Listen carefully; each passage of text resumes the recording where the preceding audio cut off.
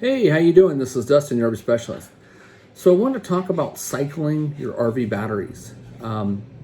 We get a lot. I don't know. I don't want to say like 50% of our customers live in full time and 50% don't. But we see a lot of owners that will leave their RV plugged in for long, extended periods of time. So whether you're plugging it in at home or you're living in it full time and you're plugging it in, it's a good idea to once a month disconnect the power to the RV.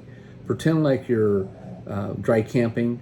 Go in and turn on the batteries, or turn on the lights and the fans and whatnot, and drain the batteries down. Don't kill them, but run them down to about, say, 50%.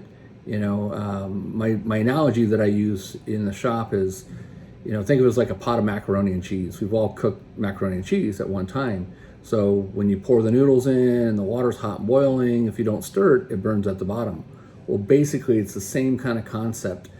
So if the battery's always topped off and charging, it's never getting to, stir up that water and acid combination. And so by, draining it down and charging it back up, it's going to go ahead in there and move it around. So it's kind of like, gravy or lava, however you want to think about it, but it's a good, healthy thing to do. Another thing you can do too to kind of extend the battery life is you can rotate the batteries. So whether your cables are long enough, you can either swap them, or you can actually just position the batteries. So we've all had like a TV remote and go bad and gone to like our battery drawer and, oh shoot, I don't have any more, batteries to replace in my remote. Well, at that point, you've already took the two batteries out. And then when you flip them over to stick them back in, you maybe, reposition them. And then all of a sudden, hey, it's working for a little bit.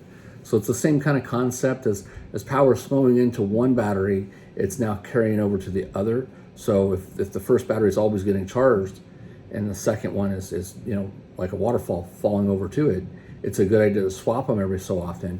You can make them last a lot longer. This isn't something that I came up with. This is just stuff that RV owners over the 25 years I've been doing this have advised me, like, hey, I went to clean them, I pulled them out, I rotated them, and they seem to last a lot longer. So our goal is to try to make the batteries last as long as possible for you. And make sure that you're, if they're a wet cell battery, that you're keeping up on the water, the maintenance. There's a bunch of stuff out there. There's water kits to help you fill them up. There's even acid rejuvenation kits that you can put in them too to try to save the batteries or make them last longer. So anyways, I hope these tips help. I'll try to list some of those products in the description. I believe we have a water battery video and some other ones on there as well. So stay tuned for more, and hopefully you like this information. Have a great day.